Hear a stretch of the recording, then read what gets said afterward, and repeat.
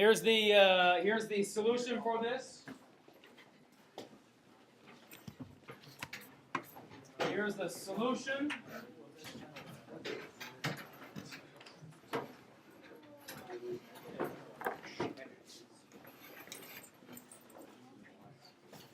I just talked with one group about this, and I'll summarize for the rest of the class. I'll give you what you had. You had an industry. Here's my industry Q. Here's my supply demand. Marginal cost. You guys said you went from a loss, right? You had a loss. Oh, that's a profit. Here's a loss. So my loss was a quantity here. Here's my loss. And here's Q. And then here's P. See, we started here, and then I said, okay, what happens in long-run equilibrium? So we have to go up, shift all the way up here.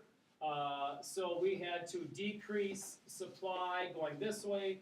That causes a price to be here. That causes my overall quantity. The industry quantity decreases. This is a new price here. Here's Q1. The firm's quantity increases. The industry quantity went down because firms left. That's pretty easy. But that caused a higher price. So all the firms that are left here have a greater incentive to make more because it's a higher price. Right, so that's why the quantity goes in opposite directions. There now is more incentive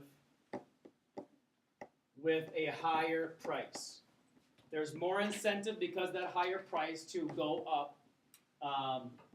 Now, the opposite plays true. If everybody's profitable to begin with, people leave the industry, which means your industry quantity would actually, if you're profitable, I misspoke. If you're profitable, firms come in, and so your supply curve shifts, your industry quantity goes up, but that causes a lower price, which means there's less incentive for each firm. And when the price goes down, that affects quantity supplied for each one. Right? Go back to chapter 3.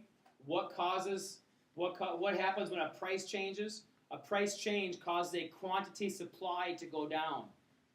Do you recall from a couple days ago that I said that marginal cost is the same thing as the supply curve? Marginal cost is your supply curve for the short run firm. If my price just changed, look at what changed here.